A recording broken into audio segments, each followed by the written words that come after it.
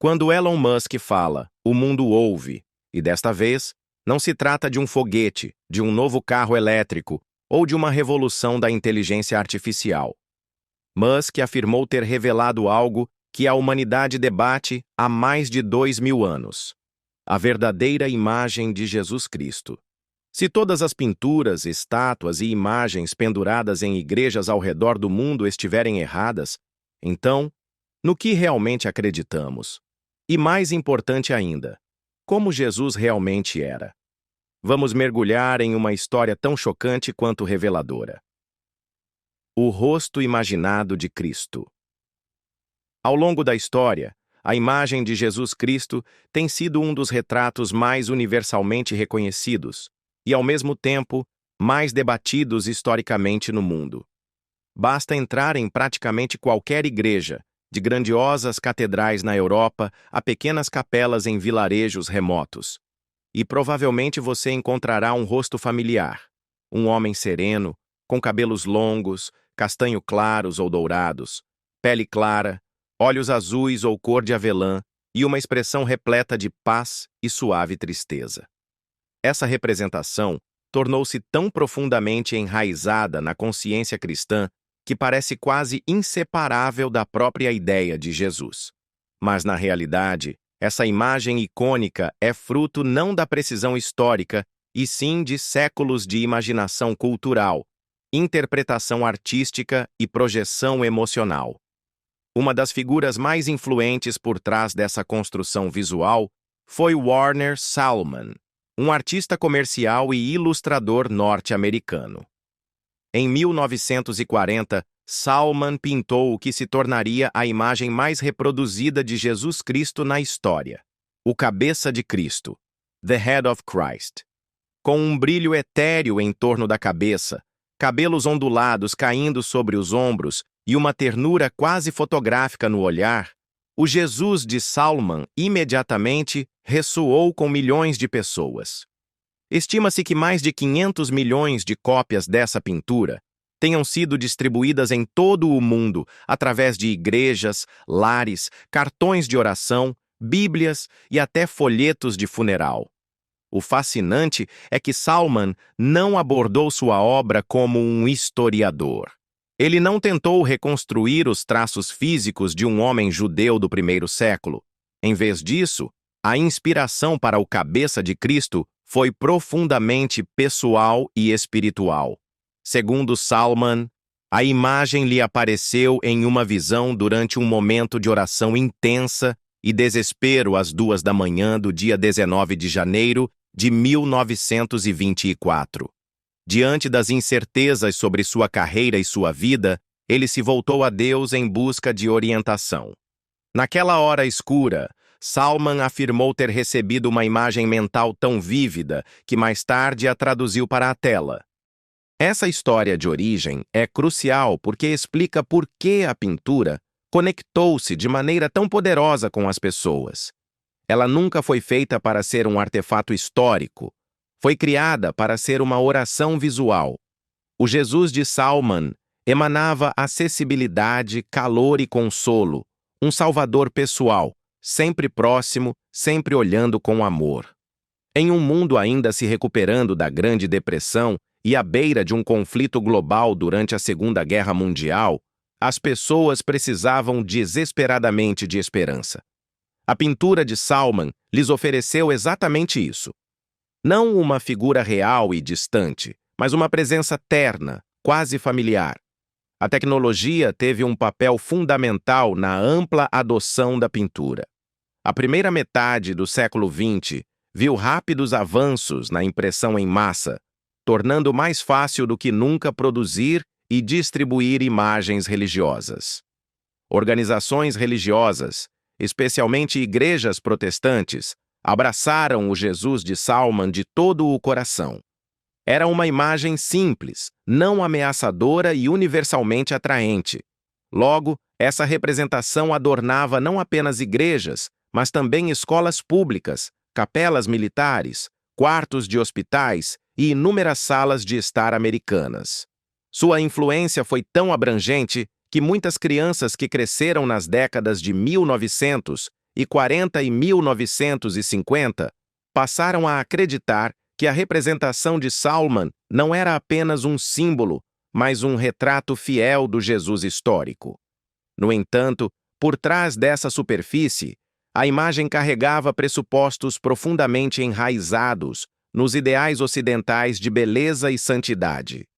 O Jesus de Salman possuía as características de um modelo nórdico europeu: pele clara, estrutura óssea delicada e uma gentileza no semblante que refletia os ideais contemporâneos em vez das realidades históricas.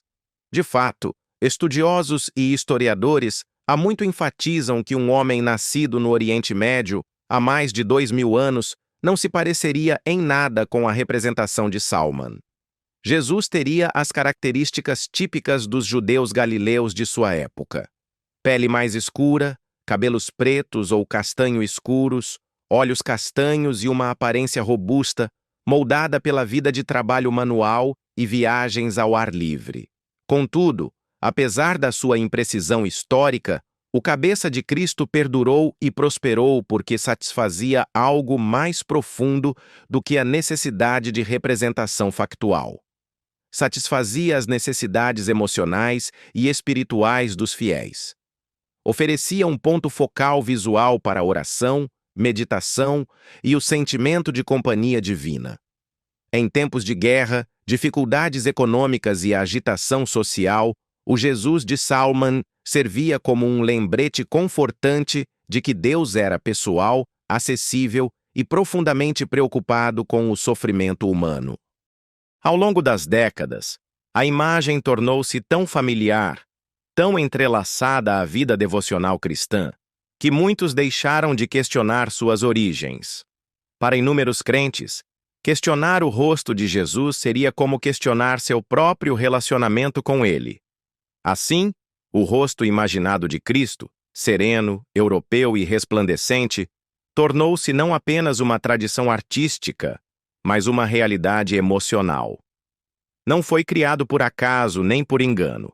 Nasceu de uma tentativa sincera de capturar não os fatos sobre a aparência de Jesus, mas o sentimento de sua presença. Um sentimento que até hoje continua a tocar corações e moldar a fé em todo o mundo. Quando a emoção supera o fato. À medida que a serena imagem de Cristo criada por Salman se espalhava pelo mundo, um fenômeno importante começou a se enraizar. A emoção passou a superar o fato histórico na formação de como bilhões de pessoas percebiam o rosto de Jesus. Com o tempo, a representação reconfortante criada por Salman tornou-se tão profundamente incorporada à cultura cristã que poucos sequer paravam para se perguntar se era historicamente precisa. Ela simplesmente parecia certa. E muitas vezes, em questões de fé, o sentimento pode ser mais poderoso do que o fato. O mundo no qual o Jesus de Salman surgiu estava desesperado por segurança. A metade do século XX foi uma época de profunda instabilidade. Guerras mundiais, colapsos econômicos, revoluções políticas e rápidas mudanças tecnológicas deixaram as pessoas buscando algo, qualquer coisa, que parecesse eterno e imutável.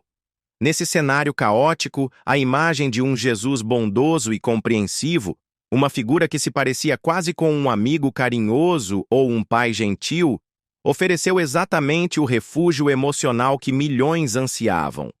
As igrejas rapidamente reconheceram o poder dessa imagem. Elas a reproduziram incessantemente, em cartões de oração, materiais da escola dominical, inários, bíblias, vitrais e folhetos missionários.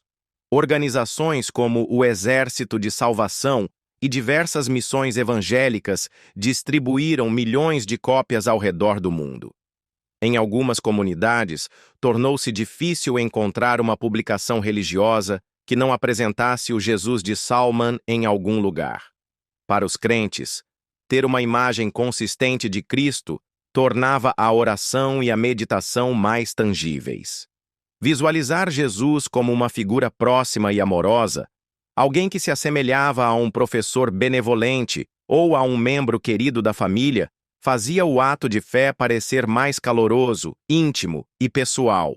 A fé deixava de ser apenas sobre doutrinas ou histórias distantes, passava a ser sobre um relacionamento com alguém familiar, um rosto que se podia imaginar, confiar e amar. No entanto, à medida que as conexões emocionais se aprofundavam, o exame crítico diminuía. Historiadores, antropólogos e estudiosos da Bíblia há muito alertavam que Jesus, um homem judeu vivendo na Judéia do primeiro século, não se pareceria em nada com a figura amplamente adorada. Baseando-se em estudos arqueológicos e culturais, eles descreveram Jesus como provavelmente tendo a pele oliva à escura, cabelos curtos e encaracolados, nariz largo e traços fortes e marcados pela vida de trabalho sob o duro sol do Oriente Médio. Mas a ressonância emocional frequentemente supera a percepção acadêmica, especialmente no domínio da fé. Para muitos cristãos, o Jesus de Salman não era apenas um símbolo, era o rosto para o qual haviam rezado em suas noites mais sombrias, o rosto que tinham visto nas paredes durante funerais, batismos, casamentos e celebrações de Natal. Desafiar essa imagem seria, para muitos, como desafiar suas próprias experiências espirituais mais íntimas. Além disso, a identidade cultural desempenhou um papel sutil, mas poderoso. Em sociedades predominantemente europeias e norte-americanas, retratar Jesus com traços europeus tornou-o inconscientemente mais relacionável, mais próximo de nós. Não foi necessariamente um esforço consciente de distorcer a história. Foi uma manifestação da tendência humana de visualizar o divino através da lente da própria cultura. Ao longo da história, quase todas as civilizações fizeram o mesmo. Na África, Ásia, América Latina, onde quer que o cristianismo se espalhasse, artistas locais pintaram Jesus de maneiras que ressoassem com seu próprio povo. O Jesus de Salman foi apenas o exemplo ocidental mais bem-sucedido e difundido desse fenômeno. Ainda assim, as consequências não intencionais de manter uma imagem historicamente imprecisa tornaram-se mais difíceis de ignorar com o tempo. Críticos argumentaram que perpetuar um Jesus branco, de traços suaves, contribuía para uma forma sutil de imperialismo cultural, sugerindo, ainda que involuntariamente, que santidade, pureza e divindade estavam associadas à estética europeia. Em uma fé destinada a ser universal, isso representava desafios sérios, especialmente para crentes de origens não europeias, que tinham dificuldade em se ver refletidos na iconografia dominante. Apesar dessas críticas, o peso emocional do Jesus de Salman persistiu. A imagem oferecia conforto, esperança e um ancoradouro pessoal para inúmeros indivíduos enfrentando as tempestades da vida.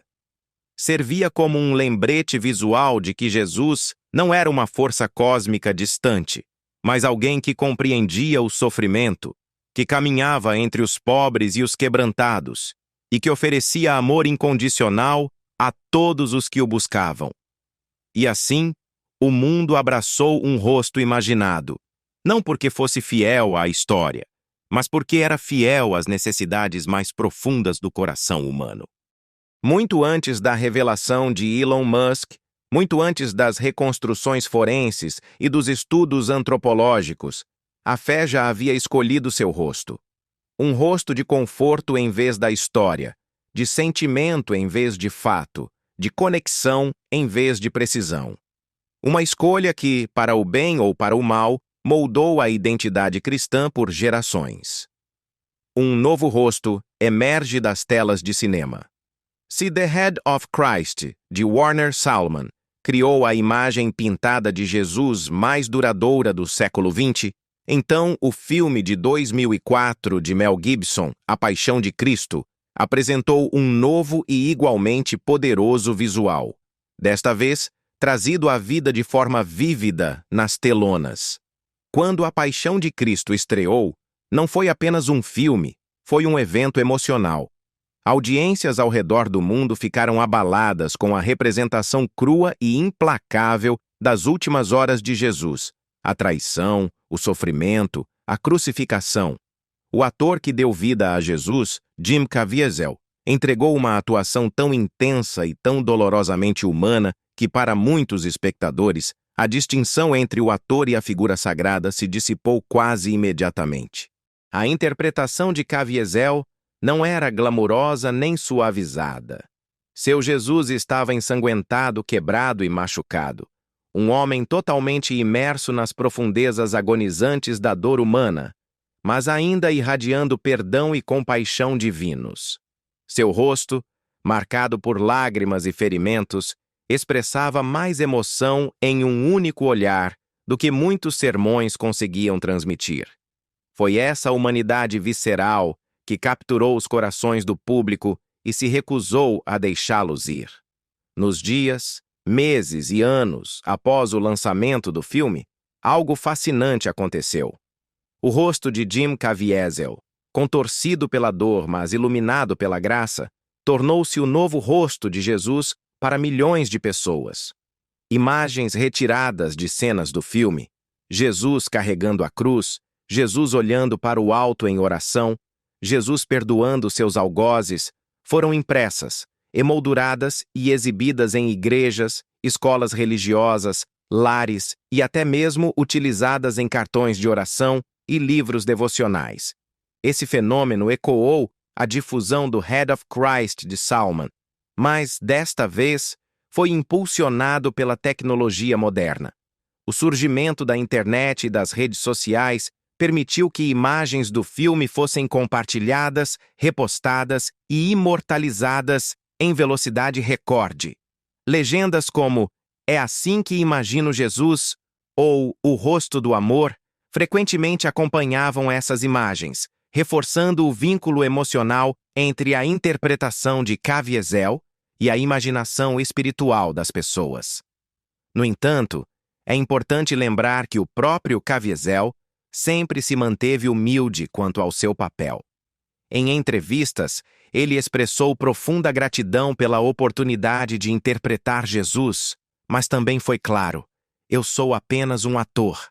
Eu não sou Jesus." Ele incentivou o público a olhar além dele, para a verdadeira mensagem de Cristo, uma mensagem de amor, sacrifício, perdão e redenção. Apesar desses lembretes, muitos espectadores ainda acham difícil separar o homem do papel. A atuação de Caviezel foi tão profunda que transcendeu o cinema e entrou no domínio da fé viva. O impacto emocional de A Paixão de Cristo foi profundo e duradouro. Muitas pessoas relataram ter chorado abertamente durante o filme, sentindo-se fisicamente abaladas pela representação do sofrimento e da graça. Alguns tiveram sua fé fortalecida, outros experimentaram um despertar espiritual. Para muitos, a interpretação de Caviezel ajudou a preencher a lacuna entre as antigas escrituras e a emoção moderna. Tornou o sofrimento abstrato de Jesus algo imediato, pessoal e dolorosamente real. Contudo, assim como aconteceu com a obra de Salman, a representação também não escapou das críticas. Acadêmicos e críticos culturais apontaram que Caviezel, assim como na pintura de Salman, retratava Jesus com traços distintamente europeus: pele clara, cabelos longos e ondulados, estrutura facial delicada, divergindo novamente da realidade histórica. Críticos alertaram que apresentar Jesus dessa forma poderia continuar a reforçar uma narrativa cultural excludente que, ainda que sem intenção, marginalizava a diversidade do corpo global de crentes que o cristianismo busca abraçar. Apesar dessas preocupações, a imagem de Caviezel como Jesus perdurou porque atendeu a uma necessidade mais profunda e muitas vezes não expressa: a necessidade de ver o sofrimento divino não como uma ideia abstrata, mas como um evento tangível e pessoal. Seu rosto ferido e cheio de alma tornou-se um espelho para a dor humana e um farol de esperança. Permitiu que os crentes sentissem que Jesus realmente compreendia seus próprios sofrimentos, tendo ele mesmo suportado a agonia suprema.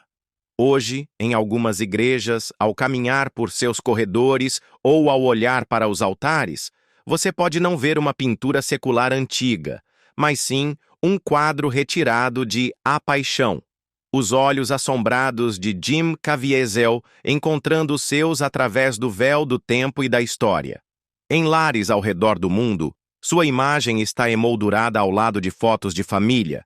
Velas tremulam diante de seu rosto durante orações, e sussurros de gratidão são oferecidos ao homem e à figura que ele retratou. Assim, do pincel de Salman à lente de Gibson, o rosto de Cristo continuou a evoluir, moldado não por uma precisão histórica rigorosa, mas pelas mais profundas necessidades do coração humano. A necessidade de um Deus que se faz próximo, que sofre ao nosso lado e cujos olhos refletem compaixão infinita mesmo diante da dor insuportável. O fardo de ser um símbolo. Para Jim Caviezel, incorporar o rosto de Jesus Cristo não foi apenas o papel de uma vida. Tornou-se uma profunda responsabilidade espiritual e, em muitos momentos, um fardo pesado e complicado.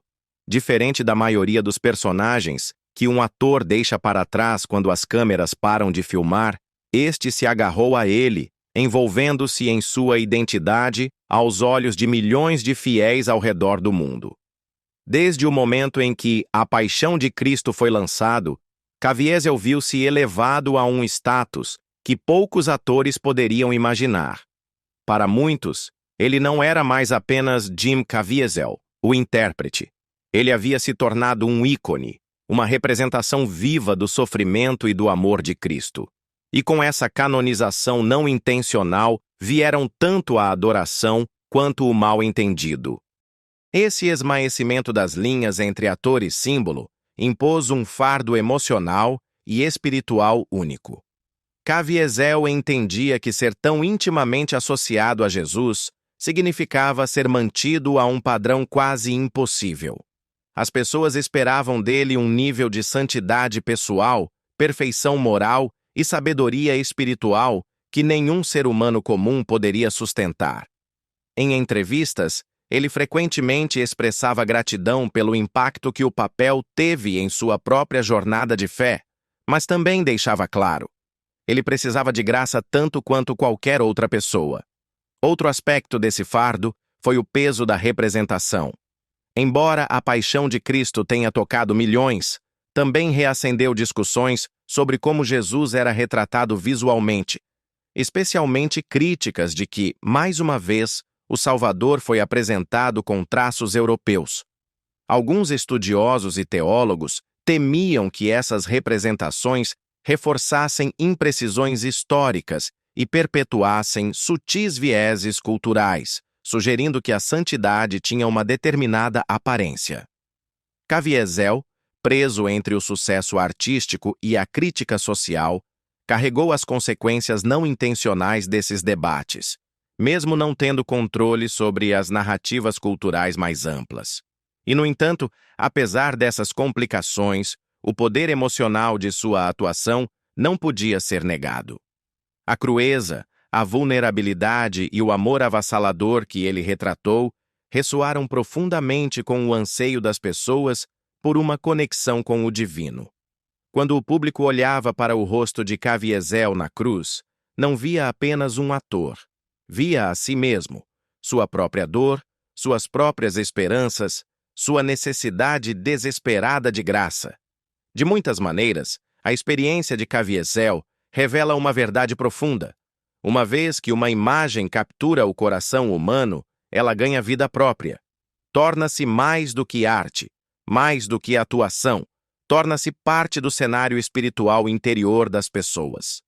Querendo ou não, o rosto de Jim Caviezel tornou-se entrelaçado na história de Jesus para uma geração. Carregar tal papel é, ao mesmo tempo, uma enorme honra e um fardo inescapável. É caminhar numa linha tênue entre a humildade e o simbolismo, entre a fé pessoal e a expectativa pública. Caviezel aceitou esse peso com graça, sempre apontando para a verdadeira fonte da esperança. Não ele próprio, mas aquele que tentou, ainda que imperfeitamente, retratar a verdadeira aparência de Jesus. Após séculos de imaginação artística e reinterpretação cultural, uma pergunta persiste mais forte do que nunca. Como era realmente a aparência de Jesus Cristo? Quando removemos as camadas de pinturas renascentistas, filmes de Hollywood e projeções emocionais, e voltamos nossa atenção para a história, a ciência e a arqueologia, surge um retrato muito diferente de Jesus que desafia suposições antigas, mas nos aproxima do verdadeiro homem que caminhou pelas ruas da antiga Judéia. Primeiramente, precisamos entender Jesus dentro do contexto de sua época e local. Jesus nasceu em uma família judaica na pequena e árida região da Judéia, parte do antigo Império Romano, localizada onde hoje estão Israel e a Palestina. As pessoas daquela área, há 2000 anos, compartilhavam características semitas comuns: pele escura, olhos escuros, cabelos pretos ou castanho escuros e grossos, e constituições físicas robustas, adaptadas a um ambiente hostil. A ideia de um Jesus europeu, de pele clara e cabelos longos, teria sido completamente estranha àquele mundo.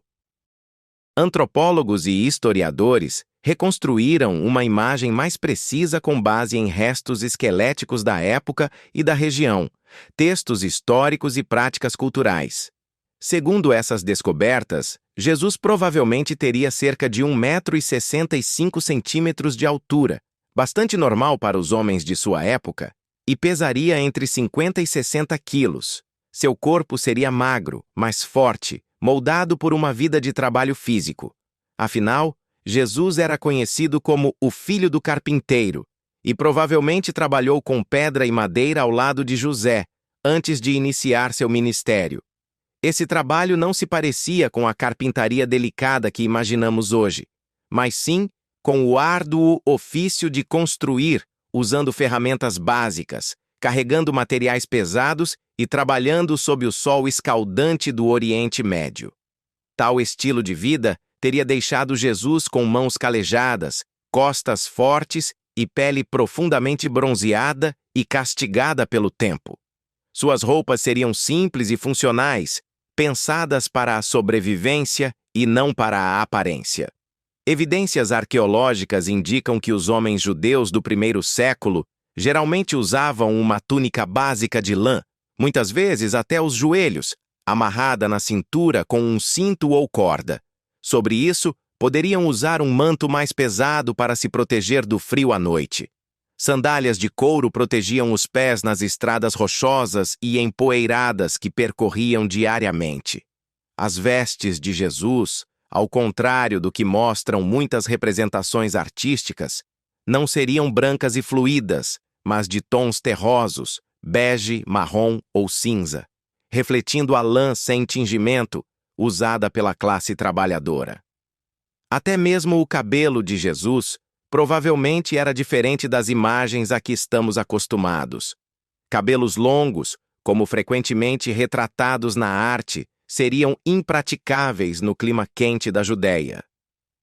Homens judeus da época geralmente mantinham o cabelo e a barba curtos, tanto por questões de higiene quanto por práticas religiosas ligadas às leis de pureza.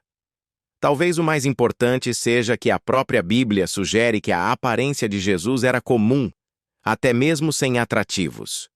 O profeta Isaías, escrevendo séculos antes do nascimento de Jesus, mas frequentemente interpretado como descrevendo o Messias, declarou: "Não havia nele beleza nem formosura que nos atraísse, nada em sua aparência que nos agradasse." Isaías 53:2. Isso indica que Jesus se misturava à população comum. Ele não se destacava pela aparência física, mas sim pelo poder de suas palavras, sua compaixão e sua mensagem revolucionária. Nos tempos modernos, cientistas forenses usaram essas pistas históricas para reconstruir uma imagem plausível de Jesus. Utilizando modelagem computacional baseada em crânios semitas do primeiro século, especialistas criaram uma representação muito diferente das tradicionais. Esse Jesus tem um rosto largo e ligeiramente rude, maçãs do rosto proeminentes, nariz grande, olhos castanhos profundos, sobrancelhas espessas e cabelo preto curto e encaracolado. Sua pele é de tom oliva a marrom, refletindo tanto sua etnia quanto seu estilo de vida ao ar livre. Essa imagem pode ser chocante para alguns, até mesmo desconcertante. Ela desafia o Jesus sereno e europeu que foi retratado durante séculos. No entanto, também aproxima Jesus da realidade da humanidade. Ele não parecia distante ou sobrenatural. Era parte do mundo poeirento e movimentado das cidades e vilarejos do Oriente Médio, suando sob o sol, compartilhando refeições com pescadores, cobradores de impostos e marginalizados. Reconhecer o Jesus histórico não diminui sua divindade nem o poder de sua mensagem. Pelo contrário, aprofunda nossa compreensão de quão extraordinário ele realmente foi. Ele não era uma figura majestosa, chamando a atenção pela beleza. Era um homem humilde, que falava com autoridade, curava os quebrantados e desafiava as estruturas de poder. Um carpinteiro que transformou o mundo não por sua aparência, mas por suas ações, por seu sacrifício, por seu amor. Ver Jesus como ele provavelmente era. Rude, queimado pelo sol, profundamente humano, nos convida a um relacionamento mais rico e profundo com ele. Lembra-nos que Deus escolheu entrar no mundo não como um rei adornado em esplendor, mas como um de nós, entre os pobres, os cansados e os invisíveis. E talvez isso torne a história de Jesus ainda mais milagrosa. O que você acha dessa nova perspectiva sobre a verdadeira aparência de Jesus? Isso muda a maneira como você vê a história dele? Deixe sua opinião nos comentários abaixo. E se você achou este vídeo revelador, não se esqueça de curtir, compartilhar e se inscrever para mais histórias que desafiam o que pensamos saber.